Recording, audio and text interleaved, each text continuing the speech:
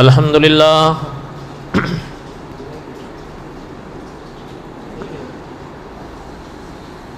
الحمد للہ نحمده ونستعینه ونستغفره ونؤمن به ونتوکل علیہ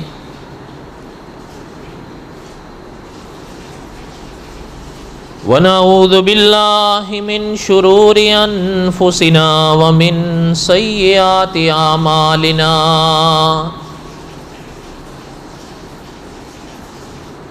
من يهده الله فلا مضل له ومن يضلله فلا هادي له ونشهد أن لا إله إلا الله وحده لا شريك له ونشهد أن سيدنا وسندنا ومولانا محمدا عبده ورسوله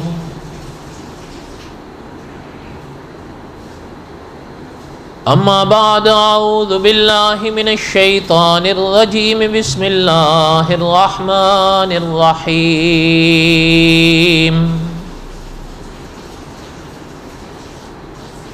ما كان محمد أبا أحد من رجالكم ولكن رسول الله وخاتم النبيين وَكَانَ اللَّهُ بِكُلِّ شَيْءٍ عَلِيمًا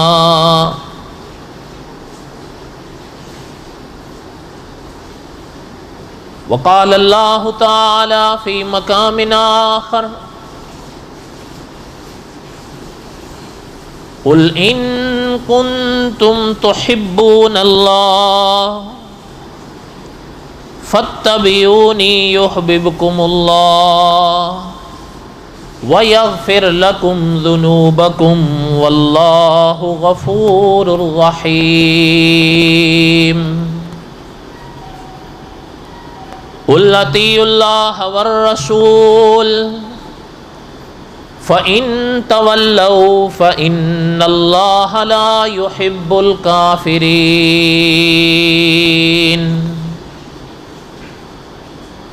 وقال النبی صلی اللہ علیہ وسلم انا آخر الانبیاء وانتم آخر الامم صدق اللہ العظیم وصدق رسولہ النبی الکریم ونحن على ذلك لمن الشاہدین والشاکرین والحمد للہ رب العالمین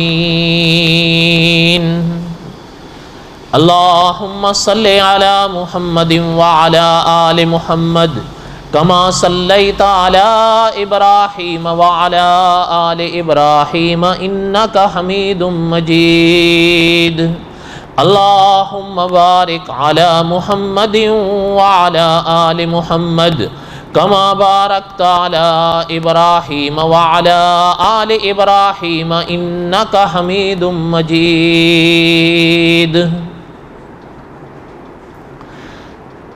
ہمہ قسم کی حمد و ثنا اللہ ذات لم یزل لا یزال کی پاک ذات کے لیے صدق دل سے لا تعداد مرتبہ درود و سلام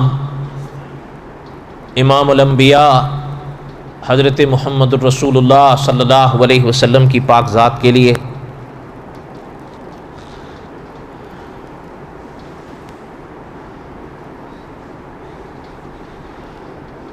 اس مہینے کا یہ آخری جمعہ ہے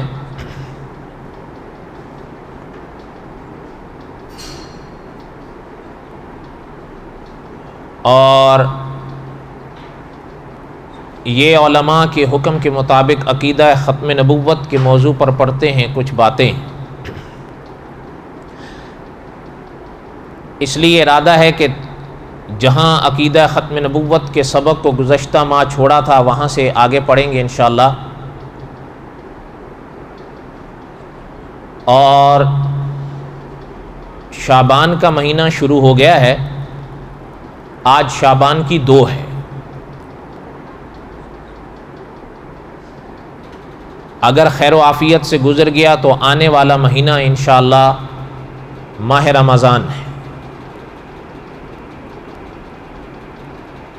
بدعا ہے کہ اللہ تعالیٰ اپنی رضا کے مطابق یہ مہینہ نصیب بھی فرمائیں، اور اس مہینے کے روزے جو ہیں اللہ تعالیٰ پورے مکمل اخلاص کے ساتھ رکھنے کی توفیق نصیب فرمائیں.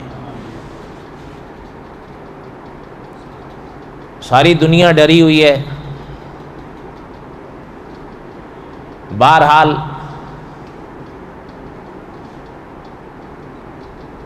اس ذات کا در کل بھی کھلا تھا، وہ آج بھی کھلا ہے.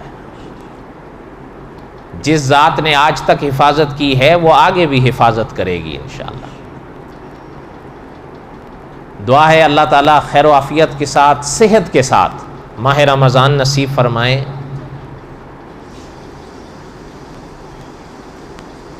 بہرحال وقت تھوڑا ہے، اس سبق کو سنیں جو آج پڑھنا ہے انشاءاللہ.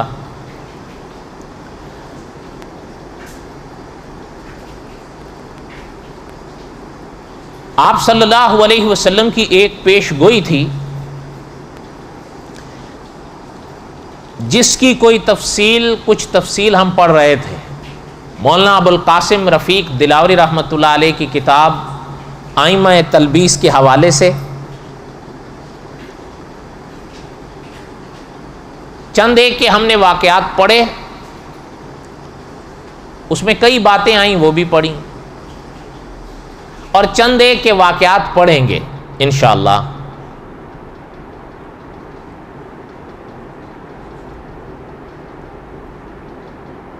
گزشتہ درس میں ہم نے کچھ حالات آخر کے مسلمہ کذاب یا اس کے ایلچی کے حوالے سے چند ایک باتیں پڑھی تھیں، اور میں نے عرض کیا تھا کہ اس زمانے میں ایک خاتون بھی پردے پر آئی جس نے نبوت کا دعویٰ کیا تھا آپ صلی اللہ علیہ وسلم کے اس دنیا سے پردہ فرمانے کے بعد.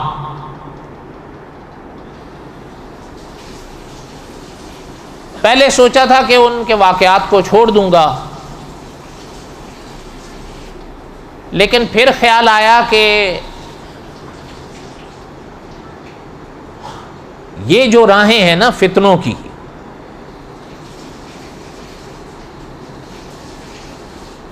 ان میں عموماً واپس لوٹنا نصیب نہیں ہوا کسی کو الا ماشاء اللہ. یعنی 15 صدیوں میں کوئی اکا دکا مثال آپ کو ملے گی. یہ راہ ایسی ہے. لیکن چونکہ ان کے واقعے میں ایک سبق ہے، اس لیے تلخیص کے طور پر مناسب سمجھا کہ اس کو کچھ نہ کچھ پڑھ دیا جائے. قصہ کچھ یوں تھا کہ جب آپ صلی اللہ علیہ وسلم نے اس دنیا سے پردہ فرمایا تو مولانا ابو القاسم رفیق دلاوری رحمۃ اللہ علیہ نے تو یہ بات بڑی عجیب لکھی ہے کہ جیسے برسات کے ڈڈو ہوتے ہیں نا، ایسے کچھ لوگ نکلے تھے اس زمانے میں. بس حضور کے پردہ فرمانے کی دیر تھی. مسلمہ یا ان کے سے اس سے پہلے کوئی جو گزرے وہ تو ہم نے کچھ نہ کچھ واقعات ان لوگوں کے پڑھے وہ آپ کو یاد ہوں گے. جیسے کہ مسلمہ تھا، اس نے آپ صلی اللہ علیہ وسلم کی پاک زندگی کے آخری دنوں میں ہی دعویٰ کر دیا تھا، یہاں تک کہ حضور کو خط بھی لکھا اس. وہ عورت جس کے حوالے سے ہم آج ایک دو باتیں پڑھنا چاہتے ہیں، وہ بھی اسی زمانے میں تھی، لیکن جب تک آپ صلی اللہ علیہ وسلم حیات رہے اس کو اس طرح کی جرت کوئی نہیں ہوئی. ایک بات. دوسری بات، تاریخ یہ بتاتی ہے کہ وہ مذہباً عیسائی تھی۔ تیسری بات کہ مولانا ابو القاسم رفیق دلاوری رحمۃ اللہ علیہ نے لکھا ہے وہ ان وادیوں میں رہتی تھی جسے دنیا اب عراق کہتی ہے۔ ایک دن، اچھا ایک تھوڑی سی بات ذہن میں رکھیے، موٹی سی، اس کے بعد اگلی بات سنیے گا۔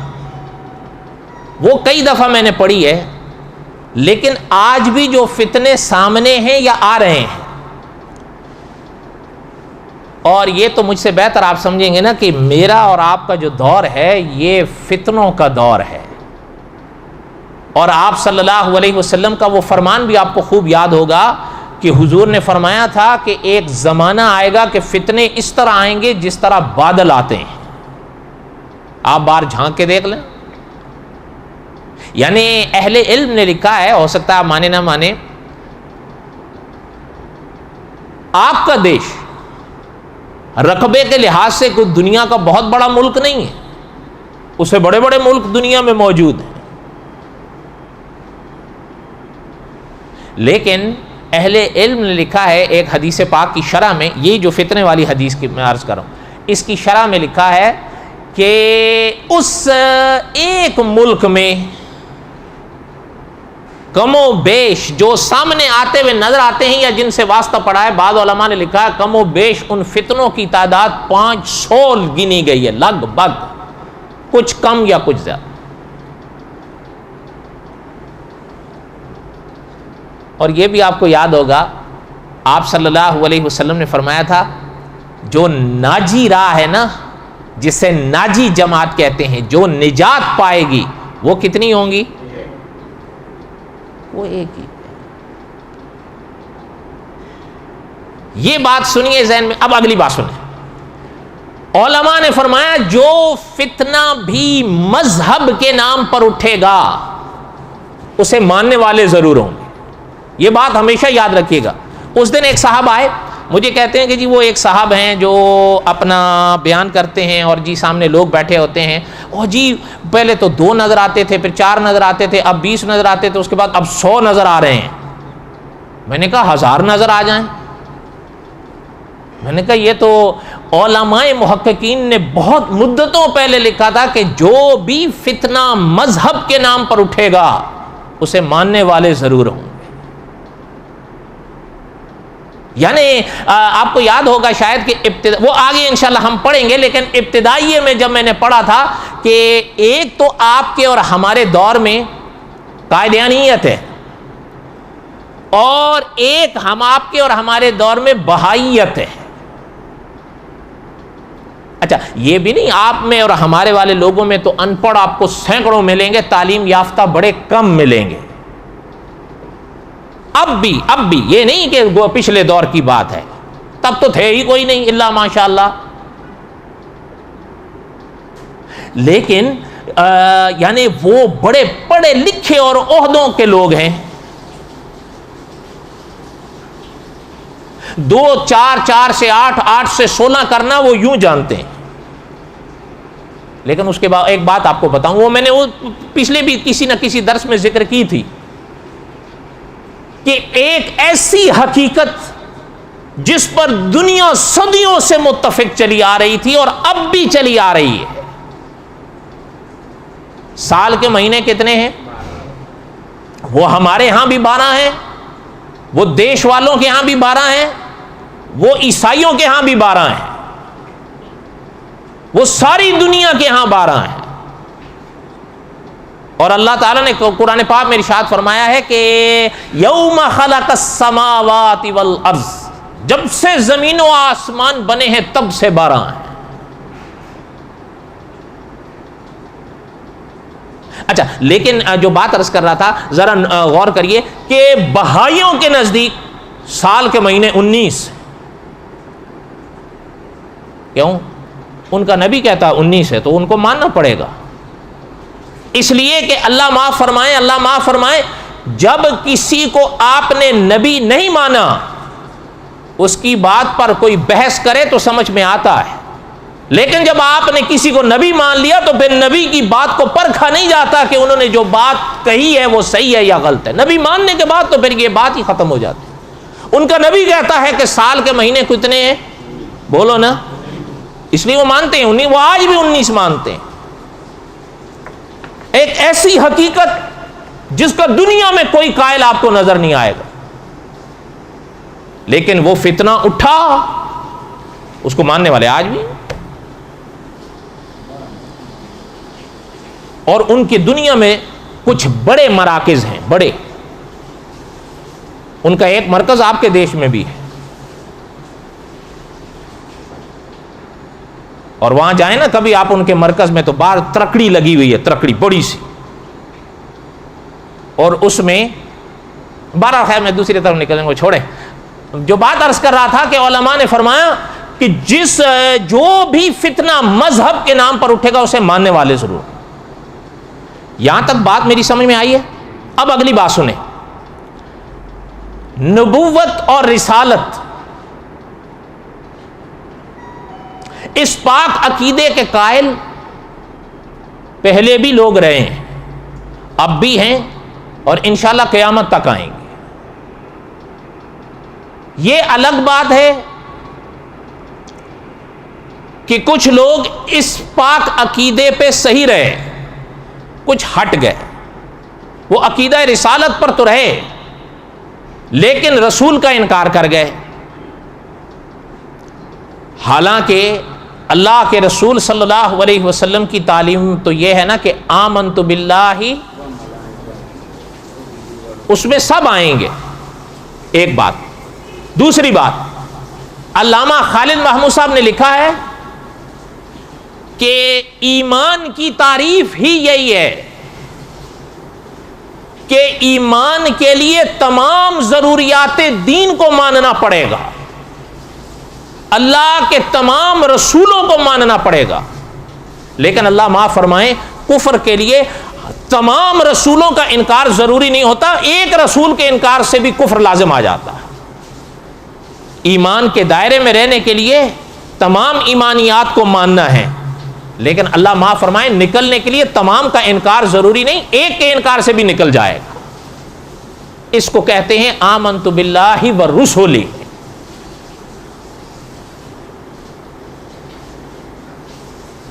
یہاں تک بات سمجھ میں آئی ہے؟ تھوڑا حاضر رہیے گا, یہ درس ہے نا تو تھوڑا میں کوشش کروں گا یہ سارا سمٹ کے آپ کے ذہن میں آ جائے. کہنے کا میرا مقصد یہ ہے کہ جو بھی فتنہ مذہب کے نام پر اٹھے گا اسے ماننے والے ضرور ملیں گے, اس لیے پریشان یا حیران ہونے کی ضرورت نہیں ہے. آپ دیکھیں ایک ایسی حقیقت جس کی مثال ابھی عرض کی. دوسری سنیں, جو میں عرض کر رہا تھا کہ رسالت کے عقیدے پہ تو صدیوں سے دنیا رہی ہے, تب بھی تھے آج بھی ہیں. دنیا نے حضرت ابراہیم علیہ السلام کو نبی مانا اور مانتی ہے. دنیا نے حضرت موسیٰ علیہ السلام کو نبی مانا اور مانتی ہے.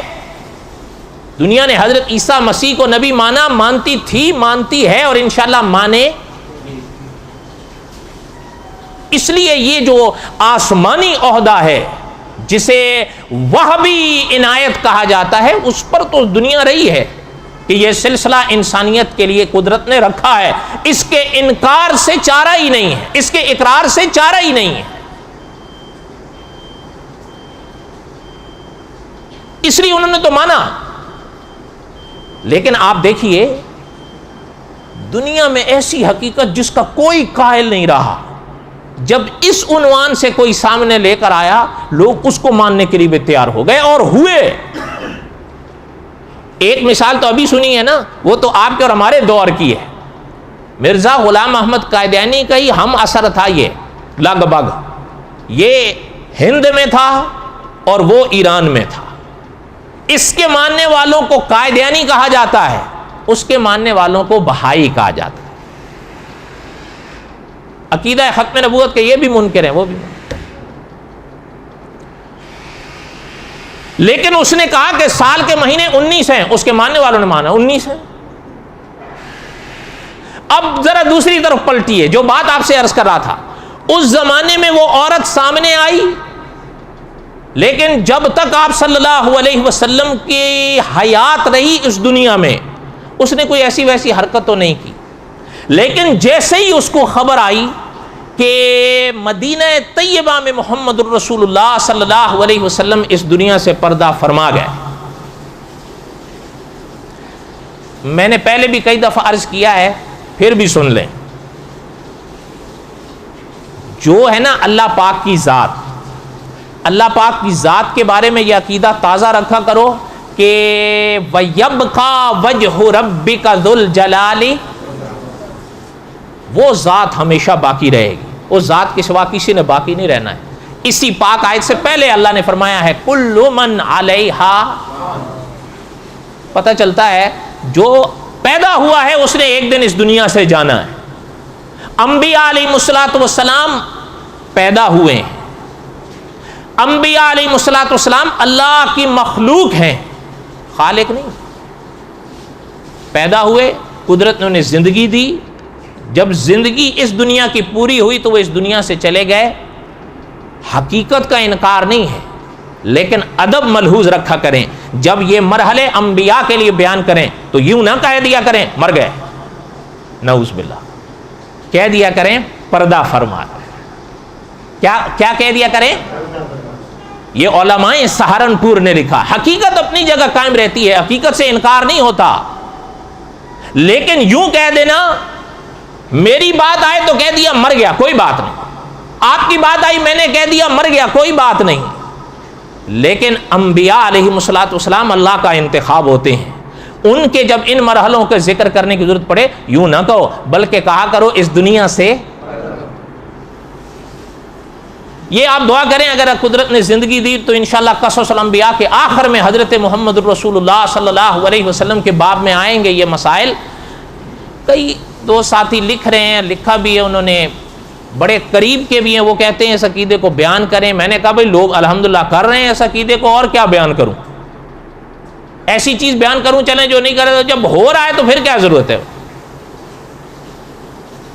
تو بہرحال اللہ نے توفیق دی تو کریں گے انشاءاللہ جب موقع آئے گا. کہنے کا مقصد یہ تھا کہ آپ صلی اللہ علیہ وسلم کے اس دنیا سے پردہ فرمانے کے بعد اس کو خبر ملی کہ حضرت محمد الرسول اللہ صلی اللہ علیہ وسلم اس دنیا سے پردہ فرما گئے. اب یہاں تک بات یاد ہے؟ اب آگے سنو. اس کو ایک خیال آنے لگا.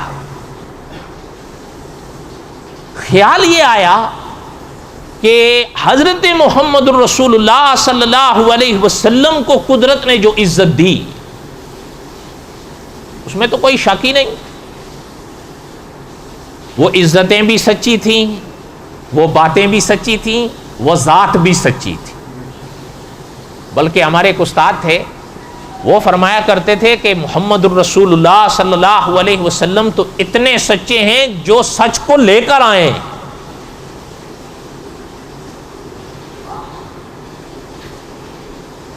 اس کو دوسری خبر ملی، یہاں تک ذہن میں رکھیے.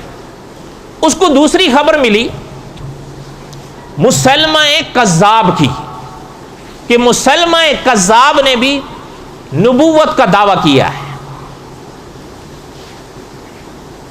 اس کے دل کے اندر وسوسے ہچکولے کھانے لگے کہ اگر مسلمہ کر سکتا ہے تو پھر میں نے کیا گناہ کیا ہے؟ وہ اللہ کا نبی ہو سکتا ہے تو میں نہیں ہو سکتی؟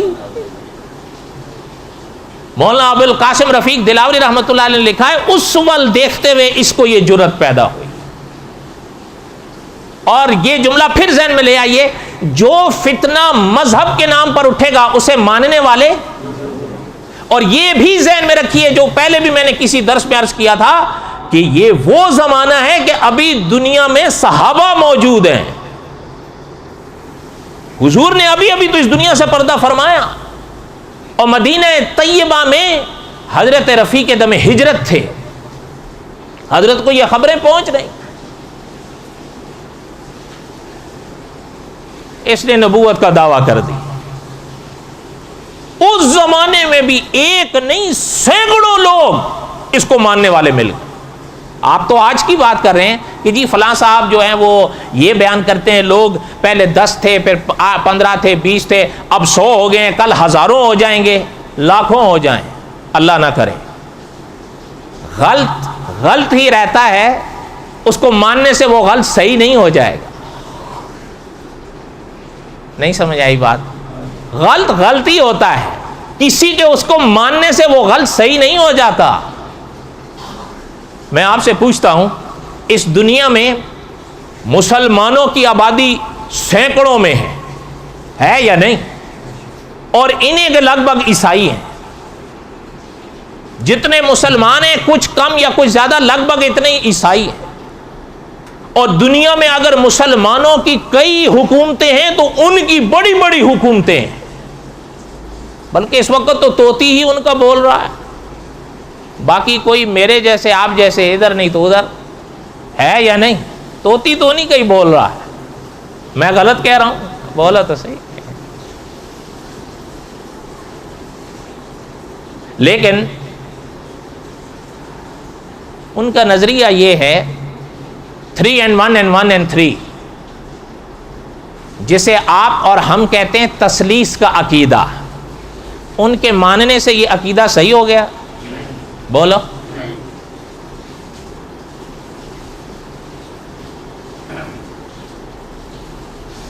یہ اشارہ ہے آپ کو کہ جو بھی آپ کے سامنے اس طرح کے مناظر پیش ہوں اور آپ کو نظر آئے کہ بھائی یہ تو لوگ مانتے جا رہے ہیں، اور بھائی غلط کو ماننے والے سے کیا ہو جاتا ہے؟ غلط کو ماننے سے غلط صحیح تھوڑا ہو جائے گا. غلط ہی رہے گا، جھوٹ ہی رہتا ہے، اس کو کوئی مانے نہ مانے. یہ تھوڑا ہے کہ میں نے جھوٹ بولا اور آپ نے مان لیا تو میرا بولا ہوا جھوٹ سچ ہو جائے گا. نہ، جھوٹ ہی رہے گا. مرزا غلام احمد قادیانی کو ماننے والے ہیں یا نہیں؟ آپ سے بڑے پڑھے لکھے، بلکہ آپ کے دیش کا تو پہلا وزیر خارجہ کون تھا؟ بولو. سر ظفر اللہ کون تھا؟ اور اتنا پکا قائدیانی تھا اپنے عقیدے میں کہ محمد علی جناح مرحوم کا جب جنازہ تیار ہوا اس نے جنازہ نہیں پڑھا. اس کی تاریخ موجود ہے. اور اس سے صحافیوں نے اس زمانے، علامہ شبیر احمد عثمانی رحمۃ اللہ علیہ جنازہ پڑھانے کے لیے آئے، وہ الگ ہو گیا. اس سے صحافیوں نے پوچھا بھی کہ جناب آپ جنازہ نے، اور نے کہا بھائی اگر جناح صاحب مسلمان ہیں تو میں کافر ہوں اور کافر کسی مسلمان کا جنازہ، اور اگر جناح صاحب کافر ہیں تو پھر میں مسلمان ہوں، کوئی مسلمان کسی کافر کا جنازہ. ہمارا کفر اسلام کا فاصلہ. ہمارے مناظر ختم نبوت مولانا منظور احمد چنوٹی رحمۃ اللہ علیہ فرمایا کرتے تھے میں اس سے خوش ہوں، اس نے کوئی مصلحت نہیں دیکھی، اس نے دو ٹوک اپنا عقیدہ بیان کیا ہے. اچھا، اتنے بڑے عہدوں والے لوگ مرزا غلام احمد قادیانی کو نبی مانتے ہیں، اتنے بڑے عہدوں کے لوگ اس کو عیسیٰ مسیح مانتے ہیں، جبکہ اس کا نام غلام احمد تھا. وہ قادیان میں سب کے سامنے پیدا ہوا، وہاں پلا بڑا.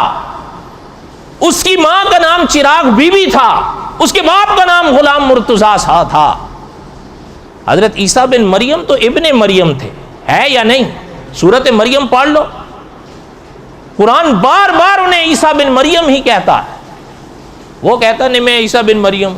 اچھا، اس کو ماننے والے بھی ہیں، وہ عیسیٰ بن مریم آج بھی ہیں.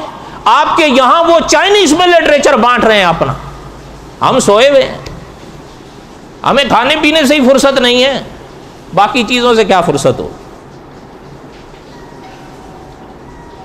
اچھا، لیکن کہنے کا مقصد کیا تھا؟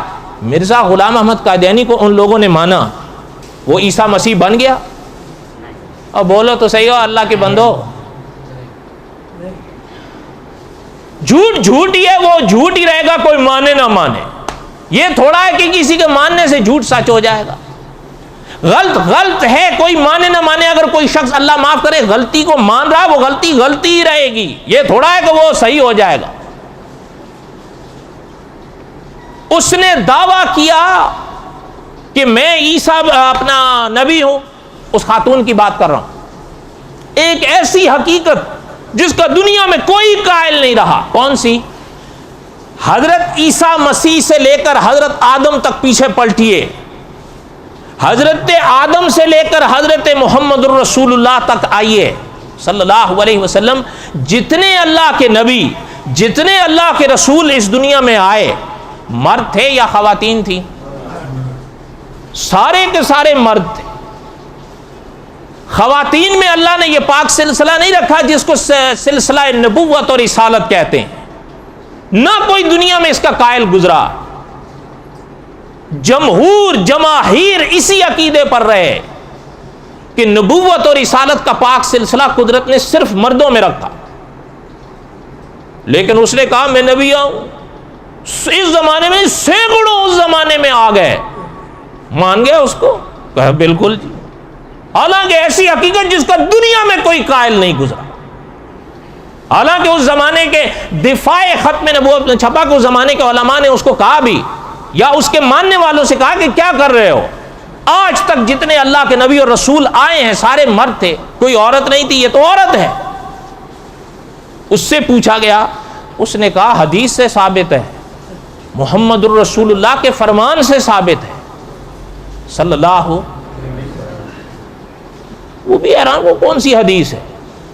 کہنے لگی حدیث میں فرمایا گیا کہ انا خاتم النبیین لا نبی بعدی، ہم اللہ کے آخری نبی ہیں، ہمارے بعد کوئی نبی۔ کہتی ہے اب اسی میں تو دلیل ہے کہ مرد اب نہیں آئیں گے، اب ہم آئیں گے۔ انا للہ و انا، اس کو ماننے والے بھی آپ، اس کا اشارہ کرنے کی دیر تھی، حتیٰ کہ مولانا ابو القاسم رفیق دلاوری رحمۃ اللہ علیہ نے لکھا ہے ایک شخص کو اس نے خط لکھا اپنے پرچارک کے طور پر، وہ صرف اس کا خط پڑھ کر اس کے اوپر عقیدہ لے آیا۔ اگر یہ جملہ میرے ساتھ پھر دوہرا دیں کہ دنیا میں جو بھی فتنہ مذہب کے نام پر اٹھے اسے ماننے والے، اور یہ یاد رکھیے گا غلط ہی ہوتا ہے، وہ کسی کے ماننے سے وہ صحیح نہیں ہو جاتا۔ اگر یہ دو جملے آپ ذہن میں رکھو نا تو یہ جو اب فتنے پھیل رہے ہیں آپ کو 2 اور 2 4 کی طرح صاف نظر آنا شروع ہو جائے گا مسئلہ۔ خیر جو بات عرض کر رہا تھا، اس نے نبوت کا دعویٰ کیا، اس کا نام تھا سجاح، اور ابھی میں نے بتایا کہاں کی تھی وہ، اور مذہباً کیا تھی۔ اگلی بات سنیں، یہ تو تھے نا اس کا یہ سلسلہ۔ مولانا ابو القاسم رفیق دلاوری رحمۃ اللہ علیہ نے لکھا ہے کہ ان باتوں کے ساتھ ساتھ وہ تقریر میں ید طولہ رکھتی تھی، اس کی نظیر نہیں ملتی تھی، اتنا بولنے کا ملکہ تھا اس کے پاس، اور اس کے ساتھ ساتھ کاہنہ تھی اور بڑی کامیاب کاہنہ تھی۔ وہ بات لمبی ہو جائے گی پھر کہ کاہنہ کیا ہوتی ہے، بس ایک اشارہ کر دیتا ہوں تاکہ چلیں آپ کے لیے سمجھ۔ جو غیب کی باتیں بتانے کی کوشش کریں نا ان کو کہتے ہیں کاہن، اور کاہنہ اسی کے مؤنث ہے۔ آپ مجھ سے بہتر سمجھتے ہیں، مرد ہو تو کہتے ہیں شاعر، اور خاتون ہو تو بولو تو صحیح، تو کاہن مرد اور خاتون ہو تو کاہنہ۔ اس کی ایک اور بھی بحث ہے لیکن چھوڑیں، بس خلاصہ عرض کر دیا، اتنا کافی ہے، کیا کرو گے باقی باریکیوں میں پڑھنے۔ بڑی کامیاب کاہنہ تھی۔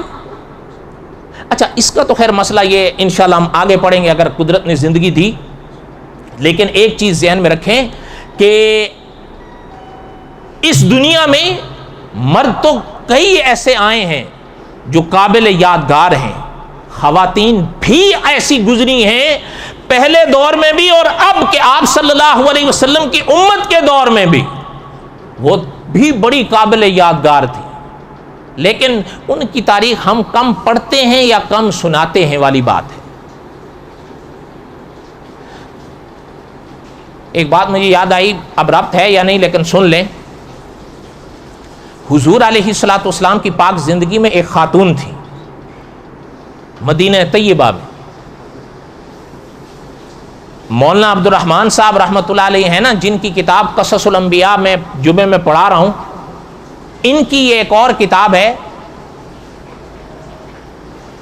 سراجم منیرہ، یہ اس کتاب کا نام ہے۔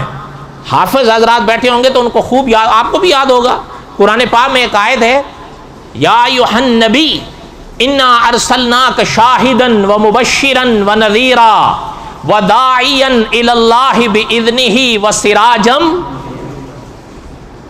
اس ایک لفظ سراجم منیرہ پہ پوری کتاب ہے. اور آپ شاید حیران ہو، مولانا عبد الرحمن صاحب رحمۃ اللہ علیہ نے یہ کتاب ایسی لکھی ہے 101 گن کر 101 حضور علیہ الصلوۃ والسلام کی پاک ادائیں اس میں لکھی. آپ میں سے کسی کے بعد ہے آپ نے نام بھی نہیں سنا ہو.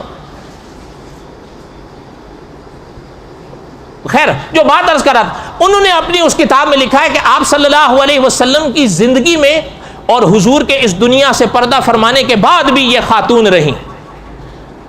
ان کو کہا جاتا تھا حضرت ام ایمن رضی اللہ تعالی. آپ حیران ہوں گے کہ اللہ کی پاک درگاہ میں وہ اتنی مقبول تھیں، اتنی قبول تھیں کہ مولانا عبد الرحمن صاحب رحمۃ اللہ علیہ نے لکھا اکثر روزے سے رہا کرتی تھیں. اور مجھ سے بہتر آپ عرب کی گرمی کا روزہ سمجھیں.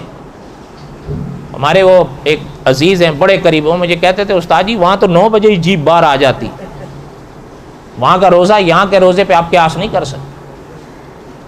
اکثر روزے سے رہتی تھی. مولانا عبد الرحمن صاحب رحمۃ اللہ نے لکھا ہے ایک دن روزے سے تھی، افطار کا وقت آ گیا، ایسے مقام پر تھی کہ پانی نہیں، بے چینی ہونے لگی. جب بے چینی بڑھنے لگی، مولانا عبد الرحمن صاحب رحمۃ اللہ علیہ نے لکھا ہے کہ قدرت نے ایک ٹھنڈے پانی کا ڈول بھرا ہوا آسمان سے اتار دیا کہ اس سے افطار.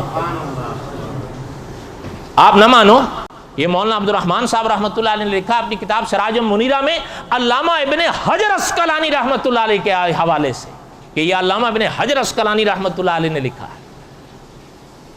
اچھا، اور اگلی بات سنیں، علامہ ابن حجر اسقلانی رحمۃ اللہ علیہ نے حضرت ام ایمن رضی اللہ تعالیٰ عنہا کا یہ فرمان لکھا ہے کہ میں نے اس پانی سے روزہ افطار کیا.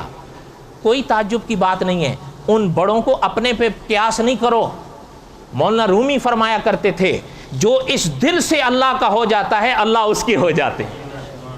میں اور آپ تو کبھی اللہ تعالیٰ کی طرف دیکھتے ہی نہیں ہیں، معاف کیجیے گا. یہ تھوڑا ہے ادھر آتے بھی ہیں. سچ بتاؤ، جب اللہ ہوا دل اس طرف ہوتا ہے ہمارا، بعض حضوری نہیں منظوری. یہ حضرت سلطان العارفین نے فرمایا. بس دعا کریں اللہ قبول فرما لیں، ورنہ آپ اور میں تو نماز میں یہاں ہوتے ہیں اور در دل گوہر والی بات ہے. مولانا علامہ ابن حجر اسقلانی رحمۃ اللہ علیہ نے لکھا، مولانا عبد الرحمن صاحب رحمۃ اللہ علیہ لکھتے ہیں کہ پانی پی کر افطار کیا، اس کے بعد فرمایا کرتی تھیں کہ جس دن سے اس ڈول کا ٹھنڈا پانی پی کے روزہ افطار کیا ہے اس کے بعد پھر کبھی پیاس لگی نہیں ہمیں. بڑے بڑے لوگ گزرے ہیں، بے مثال لوگ گزرے ہیں. اس لیے میں خیر جو عرض کراتے تو ضمناً بات آئی کہ ہم ان خواتین کی تاریخ جانتے ہی نہیں ہیں. اب یہ بھی اس لحاظ سے تو بڑی ماہر تھی. ید طولہ تقریر میں مرد کو حاصل ہونا بھی کما کا خال خال ملتے ہیں. یہ تقریر تھوڑی ہے جو میں آپ کے سامنے کر رہا ہوں، تقریر اور چیز ہوتی ہے.